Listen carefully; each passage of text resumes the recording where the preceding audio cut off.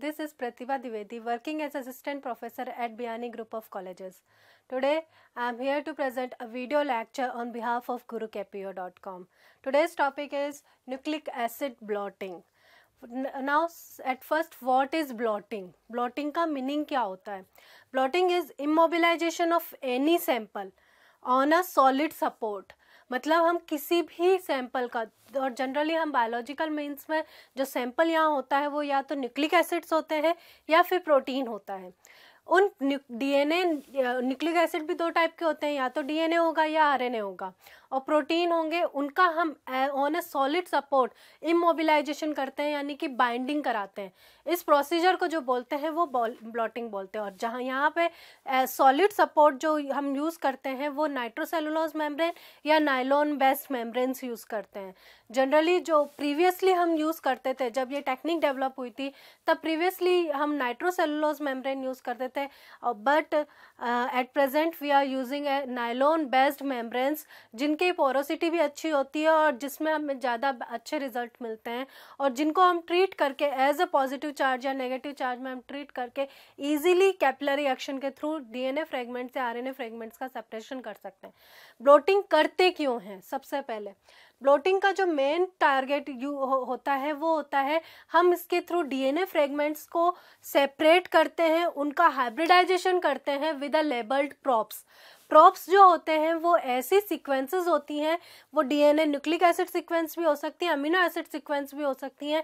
Props जो होती हैं बस वो नॉन सीक्वेंस के होते हैं जिनकी सीक्वेंस हमें पता होती है, और लेबलिंग का हम उन्हें लेबलिंग या तो रेडियो एक्टिवली मटेरियल से कर सकते हैं, या फिर फ्लोरोसेंस मटेरियल से कर सकते हैं, या फिर एंजाइम से भी करा सकते हैं. अब सबसे पहले जो ब्लॉटिंग टेक्निक डेवलप हुई है, 3 टाइप की ब्लॉटिंग टेक्निक होती है. एक होती है southern blotting, northern blotting and western blotting. Southern blotting जो होती है वो यूज़फुल होती है फॉर द डीएनए एनालिसिस, यानी कि सदर्न ब्लॉटिंग के थ्रू हम डीएनए फ्रेगमेंट्स का एनालिसिस करते हैं, और नदर्न ब्लॉटिंग के थ्रू हम आरएनए फ्रेगमेंट्स का एनालिसिस करते हैं. And western blotting is used for the protein analysis, proteins का एनालिसिस करते हैं. अब सदर्न ब्लॉटिंग एनालिसिस जो सदर्न ब्लॉट ने डेवलप की थी 1975 में, सबसे पहले ये डेवलप हुई थी टेक्निक. इसके अंदर सबसे पहले जो प्रोसीजर होता है, डीएनए फ्रेगमेंट हमने आइसोलेशन किया, डीएनए का होल जीनोमिक डीएनए का आइसोलेशन किया, उसका फिर रेस्ट्रिक्शन डाइजेशन करते हैं. रेस्ट्रिक्शन डाइजेशन मतलब कि हम किसी रेस्ट्रिक्शन एंजाइम से, जो बहुत टाइप के रेस्ट्रिक्शन एंजाइम्स होते हैं उनसे उनका ट्रीट कराते हैं उन डीएनए को, जिससे उनका डाइजेशन होता है. अब इन डाइजेस्टेड डीएनए को एगारोस जेल इलेक्ट्रोफोरेसिस के थ्रू हम अलग अलग सेपरेशन करते हैं. इनके एगारोस जेल इलेक्ट्रोफोरेसिस में हमें एक जेल के ऊपर DNA fragments according to their size and length they move on the gel in the electric field. तो वो इलेक्ट्रिक फील्ड में उनके अकॉर्डिंग टू देयर साइज वो मूव करते हैं, जिससे हमें डीएनए फ्रेगमेंट्स का सेपरेशन मिलता है. अब क्योंकि ये डीएनए फ्रेगमेंट्स हैं और हमारा जो अल्टीमेट टारगेट है वो इनका हाइब्रिडाइजेशन कराना है, और डीएनए जो होते हैं वो डबल हेलिक्स होते हैं, तो फर्स्टली हमें इन डीएनए को डीनेचर्ड करना पड़ेगा ताकि हम उनका फर्दर हम उनका हाइब्रिडाइजेशन करा सकें. तो इनका डीनेचुरेशन का ट्रीटमेंट दिया जाता है. इन डीएनए जो जेल हमें प्राप्त हुआ है उस जेल को हम डीनेचुरेशन ट्रीटमेंट देते हैं, यानी कि 0.25 HCl और एल्कलाइड ट्रीटमेंट देते हैं, उसके अंदर रखते हैं थोड़ी देर के लिए, और इस सॉल्यूशन में रखने पर जो डबल हेलिक्स डीएनए फ्रेगमेंट्स होते हैं वो सिंगल हेलिक्स में कन्वर्ट हो जाते हैं, सिंगल स्ट्रैंड में कन्वर्ट हो जाते हैं. अब ये सिंगल स्ट्रैंड डीएनए फ्रेगमेंट जो होते हैं इनको हम न्यूट्रलाइजिंग सॉल्यूशन में रखते हैं, ताकि जो सिंगल स्ट्रैंड डीएनए जो स्ट्रैंड्स हमें प्राप्त हुए हैं वो वापस से रीहाइब्रिडाइज ना हो, इसीलिए हम उन्हें न्यूट्रलाइजिंग सॉल्यूशन में रखते हैं. अब ये जो एगारोस जेल मिला है हमें, यहाँ पे ये जो जेल है जिसके ऊपर ये जो डीएनए फ्रेगमेंट्स हैं, इसके ऊपर हम, क्योंकि हमारा ब्लॉटिंग कर रहे हैं तो ब्लॉटिंग का अल्टीमेट टारगेट होता है immobilization of the sample on a solid support. और यहाँ पे जो solid support nylon based membrane, ये जो नायलॉन बेस्ड मेम्ब्रेन है ये वाली, ये हम इसके ऊपर रखते हैं जेल के ऊपर, जिससे क्या होता है डीएनए मूव करते हैं धीरे धीरे उस नायलॉन बेस्ड पे. नायलॉन बेस्ड क्योंकि डीएनए के ऊपर नेगेटिव चार्ज है, तो नायलॉन को हम पॉजिटिव अमीनो एसिड से या पॉजिटिव आयन से हम उन्हें ट्रीट करा देते हैं, ताकि नायलॉन के मेम्ब्रेन पर हमारे पॉजिटिव चार्ज आते हैं, जिससे DNA capillary action and ionic attraction के कारण भी मूव करते हैं तो इनटू द नायलॉन मेम्ब्रेन, उस नायलॉन मेम्ब्रेन में मूव करते हैं। और इस प्रोसीजर को हम बोलते हैं fixation of the DNA on to the solid support या on to the nylon based membrane या on to the nitrocellulose membrane. जो प्रीवियसली हम यूज करते थे नाइट्रोसेलुलोज मेम्ब्रेन, लेकिन आजकल जो डेवलप्ड मेथड है वो हम यूज करते हैं नायलॉन बेस्ड मेम्ब्रेन्स। इसके ऊपर ये जो कैपिलरी एक्शन के थ्रू, क्योंकि यहाँ पे डीएनए भी मूव करेगा, साथ के साथ जो ये बफर सॉल्यूशन है ये भी मूव करेगा, तो सॉल्यूशन को रिमूव करने के लिए ऊपर filter paper, dry filter paper का एक पेपर टावल बनाते हैं, 4 से 5 फिल्टर पेपर रख दिए जाते हैं, उनके ऊपर एक वेट रख दिया जाता है ताकि वो जो सॉल्यूशन है वो उसमें सोक हो जाए। अब ये जो प्रोसीजर है, ये कैपिलरी एक्शन क्योंकि बहुत धीरे होता है, तो इसके ये जो प्रोसीजर है ये लगभग टाइम लेता है 24 से 42 आवर्स का। और ये जो हम करते हैं इंक्यूबेशन, ये बेकिंग करी जाती है एट 80 डिग्री सेंटीग्रेड पे। कई बार यूवी, क्योंकि कई बार कैपिलरी एक्शन के थ्रू भी डीएनए मूव नहीं कर पाते हैं, तो यूवी क्रॉस लिंकिंग मेथड भी यूज़ किया जाता है, जहाँ यूवी ट्रीटमेंट के थ्रू थायमिडीन के बीच में क्रॉस लिंकिंग का मेथड अप्लाई किया जाता है। अब जब ये डीएनए जो फिक्सेशन हो गया है, नायलॉन के ऊपर डीएनए हमें फ्रेगमेंट्स मिल गए हैं जिनका हमने रेस्ट्रिक्शन डाइजेशन किया था, जो सैंपल है वो हमें मिल गया नायलॉन मेम्ब्रेन के ऊपर। अब हमारा क्या है, जो हमारे लेबल्ड प्रॉप्स हैं, जिन प्रॉप्स की हमें सीक्वेंस पता है, जिनकी नाइट्रोजन बेस की सीक्वेंस पता है कि कहाँ पे ए है, कहाँ पे टी है, कहाँ सी है, कहाँ जी है, उस प्रॉप्स को, उस लेबल्ड प्रॉप्स को इस के सॉल्यूशन में इस नाइट्रोसेलुलोज मेम्ब्रेन को ट्रांसफर कर देते हैं। ये जो मेम्ब्रेन है इसको हम ट्रांसफर करेंगे प्रॉप के सॉल्यूशन में। तो अब जहाँ जहाँ वो सीक्वेंस अपने कॉम्प्लीमेंट्री सीक्वेंस से मीट करेगी, वहाँ वहाँ हाइब्रिडाइजेशन हो जाएगा और जगहों पे और डीएनए फ्रेगमेंट्स में हाइब्रिडाइजेशन नहीं होगा, जिससे हमें इस जीनोमिक डीएनए जो डाइजेशन किया था इसकी सीक्वेंस, इसके एक्सप्रेशन, इसका एक्सप्रेशन क्या होगा, कौन सी सीक्वेंस है, किस तरह के एक्सप्रेशन करता है ये सीक्वेंस, इसकी हम स्टडी कर सकते हैं। तो मेन जो टारगेट है ब्लॉटिंग का वो यही है कि हम एक डीएनए या न्यूक्लिक एसिड के स्ट्रक्चरल ऑर्गेनाइजेशन को समझ सकें और उसके जेनेटिक मटेरियल के एक्सप्रेशन की स्टडी कर सकें। इस लेबल प्रॉप से हाइब्रिडाइजेशन कराते हैं एंड देन ऑटो रेडियोग्राफी के थ्रू उसकी स्टडी करते हैं। यहाँ ये बात ध्यान रखनी होगी कि ऑटो रेडियोग्राफी से डिटेक्शन तभी होगा जब हमारा जो लेबल्ड प्रॉब है वो रेडियो एक्टिवली लेबल्ड हो। अगर वो रेडियो एक्टिवली कंपाउंड से लेबल्ड है या रेडियो एक्टिवली एलिमेंट से लेबल्ड है, तब तो हम उसका डिटेक्शन ऑटो रेडियोग्राफी के थ्रू करेंगे, नहीं तो हम फ्लो साइटोमेट्री वगैरह के थ्रू। अगर हमारा जो प्रॉब है वो फ्लोरोसेंटली लेबल्ड है, तब हम फ्लो साइटोमेट्री मेथड यूज़ करते हैं डिटेक्शन के लिए कि कौन कौन से हमारे डीएनए हाइब्रिडाइज हुए हैं और कौन से नहीं हुए हैं। Now second technique is northern blotting. Northern blotting जो टेक्निक है वो जनरली यूज़ होती है आरएनए के सेपरेशन के लिए और उसकी स्टडी के लिए। आरएनए जो होते हैं वो क्योंकि ऑलरेडी सिंगल स्ट्रैंडेड ही होते हैं, तो वहाँ जो हमने डीनेचुरेशन वाला, सदन ब्लॉटिंग में डीनेचुरेशन वाला स्टेप यूज़ किया था, यहाँ पे वो स्टेप यूज़ करने की ज़रूरत नहीं पड़ती क्योंकि आरएनए ऑलरेडी सिंगल स्ट्रैंडेड होते हैं। सेम वही है, आरएनए का डाइजेशन करेंगे हम। आरएनए क्योंकि न्यूक्लिक एसिड है, डाइजेशन रेस्ट्रिक्शन डाइजेशन करेंगे सबसे पहले, फिर उसके बाद इलेक्ट्रोफोरेसिस, एगारोस जेल इलेक्ट्रोफोरेसिस करेंगे।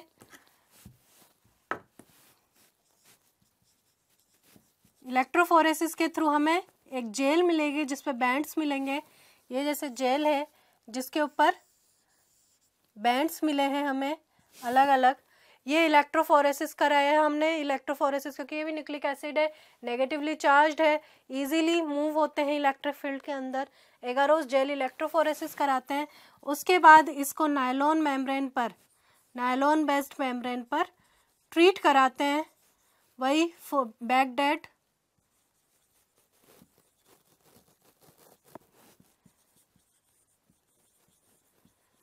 $80 डिग्री सेंटीग्रेड पर, या फिर यूवी क्रॉस लिंकिंग कराते हैं इसके अंदर भी। अब जो आरएनए, क्योंकि यहाँ पे सिंगल स्ट्रैंडेड है, तो यहाँ पे जो डीएनए इलेक्ट्रोफोरेसिस, डीएनए के अंदर हमने डीनेचुरेशन और न्यूट्रलाइजिंग सॉल्यूशन से ट्रीट कराया था क्योंकि वो डबल स्ट्रैंडेड होते हैं और उनको हम सिंगल स्ट्रैंड में कन्वर्ट करते हैं। जबकि आरएनए क्योंकि ऑलरेडी सिंगल स्ट्रैंड है तो हमें वो करने की जरूरत ही नहीं पड़ती है। यहाँ पे हमें ये जेल मिला है, जेल जिसके ऊपर हमें आरएनए के बैंड्स हैं, इसके ऊपर हमने ये नायलॉन बेस्ड जो ये मेम्ब्रेन है वो रखी। नायलॉन बेस्ड मेम्ब्रेन जिससे ये क्या है, वही न्यूक्लिक एसिड मूव करेंगे through the capillary action capillary action के थ्रू मूव करते हैं। अब इस कैपिलरी एक्शन के थ्रू मूव करते हैं यहाँ पे, और इसके ऊपर क्योंकि सॉल्यूशन भी मूव करता है, तो ये पेपर टॉवल जो कि फिल्टर पेपर्स होते हैं, ड्राई फिल्टर पेपर्स 3 से 4 ड्राई फिल्टर पेपर्स होते हैं, वो ही रखे जाते हैं ताकि सॉल्यूशन सोक हो सके। सॉल्यूशन के ये जो बफर इसमें रहता है इलेक्ट्रोफोरेसिस का, जो ट्रांसफर बफर होता है उसकी सॉकिंग के लिए, क्योंकि वो भी ऑब्वियस है कैपिलरी एक्शन के थ्रू मूव करेगा, तो उसकी सॉकिंग के लिए 3 से 4 फिल्टर्स, ड्राई फिल्टर पेपर्स उसके ऊपर नाइट्रोसेलुलोज मेम्ब्रेन या नायलॉन बेस मेम्ब्रेन के ऊपर रखे जाते हैं, और उसके ऊपर वही वेट रख दिया जाता है। जनरली ग्लास प्लेट रखते हैं और ये वेट कम से कम 500 ग्राम का होता है, ग्लास प्लेट। अब ये जो फिक्सेशन हो गया, वही फिक्सेशन हुआ, इसके बाद ये फिक्सेशन हो गया।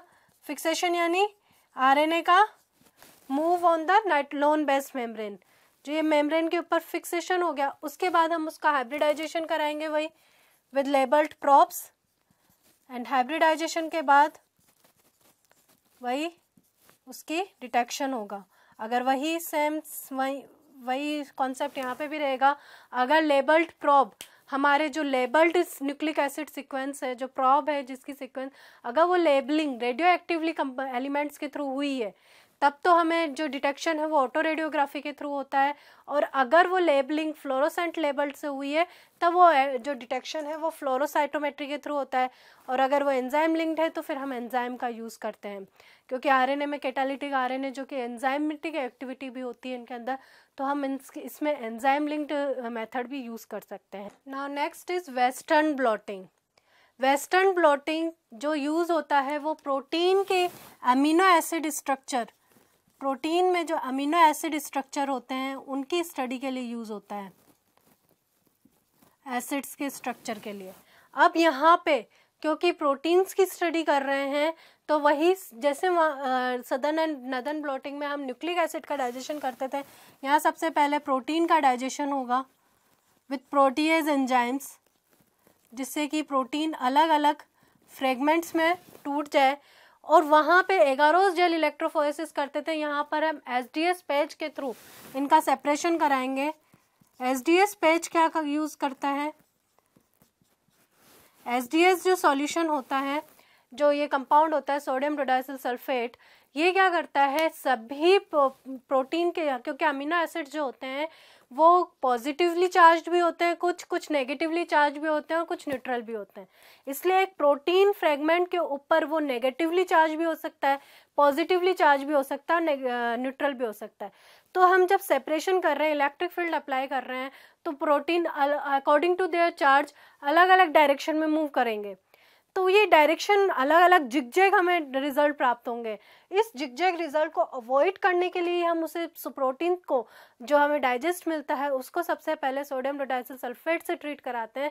सोडियम डोडाइसिल सल्फेट क्या करता है, सभी प्रोटीन फ्रेगमेंट्स के ऊपर नेगेटिव चार्ज ले आता है, तो सभी के ऊपर जब सभी फ्रेगमेंट्स पे इक्वल चार्ज हो जाएगा तो सभी एनोड की तरफ मूव करेंगे, जिससे सिर्फ जो मॉलिक्यूल्स, जो मॉलिक्यूल्स का सेपरेशन होगा प्रोटीन मॉलिक्यूल्स का, वो जो मूव करेंगे वो only according to their size move करेंगे, not depend on their charges.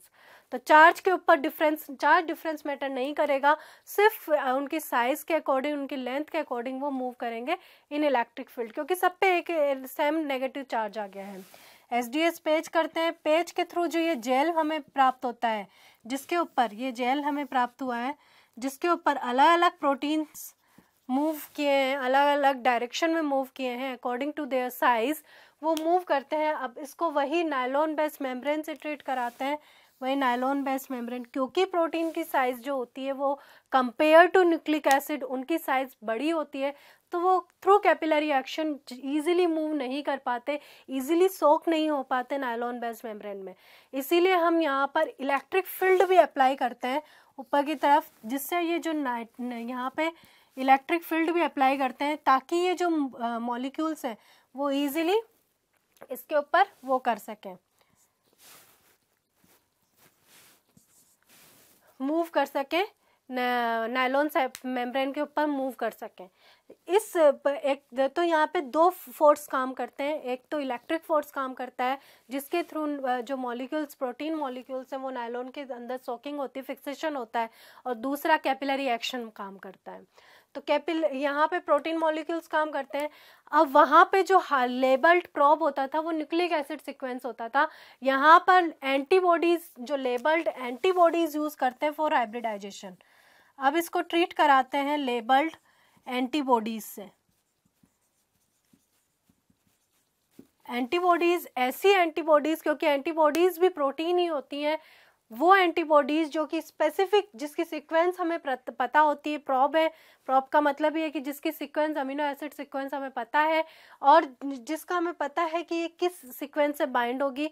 Labelling कर देते हैं इसे, या तो I-125 से लेबल करते हैं, आयोडीन 125 से, जो कि रेडियो एक्टिवली कंपाउंड है। इससे या तो हम ट्रीट करा देते हैं या फिर फ्लोरोसेंटली लेबल्ड करा देते हैं, और इस कंपाउंड से इस एंटीबॉडीज से ट्रीट कराते हैं। ट्रीट कराने पर फिर उसका डिटेक्शन करते हैं, या तो ऑटो रेडियोग्राफी के थ्रू कर सकते हैं या फिर फ्लोरोसेंस फ्लो साइटोमेट्री के थ्रू, या फिर हम एंजाइम से भी ट्रीट करा सकते हैं, और फिर उस एंजाइम के प्रोडक्ट के ऊपर डिपेंड करता है कि हाइब्रिडाइजेशन कितना हुआ है, उसकी स्टडी करते हैं। तो इस प्रकार वेस्टर्न ब्लॉटिंग होती है, वो प्रोटीन अमीनो एसिड्स के, प्रोटीन्स के स्ट्रक्चर की, हमें प्रोटीन के अमीनो एसिड सीक्वेंस के स्ट्रक्चर की स्टडी में काम आती है। अब ये जो एंटीबॉडीज हाइब्रिडाइजेशन है, ये भी दो टाइप का हो सकता है, या तो सिंगल एंटीबॉडी से ही हम लेबल्ड एंटीबॉडीज से ट्रीट कराएं और इसका कॉम्प्लीमेंट्री एंटीबॉडी हमें पता हो कि हम जो प्रोटीन बना रहे हैं उसकी एंटीबॉडी कौन सी है और उसकी लेबलिंग करें, या तो वो कर सकते हैं, या फिर हम क्या करते हैं, दूसरी एक एंटीबॉडी स्पेसिफिक बना लेते हैं जो कि इस एंटीबॉडी के, फर्स्ट एंटीबॉडी के अगेंस्ट वर्क करती है। तो पहले फर्स्ट एंटीबॉडी से बाइंड कराते हैं एंड देन सेकंड। यहाँ पे एक तो पहला है कि ये पहला फर्स्ट मेथड है कि पहले ही हमने लेबल्ड एंटीबॉडीज से ट्रीट करा दिया एंड देन उसका डिटेक्शन कर लिया। सेकंड मेथड यहाँ पे चलता है कि पहले हमने एक तो एंटीबॉडीज जो कि हमने इसके अगेंस्ट प्रिपेयर की है, प्रोटीन के अगेंस्ट प्रिपेयर किए, उससे हाइब्रिडाइजेशन कराया।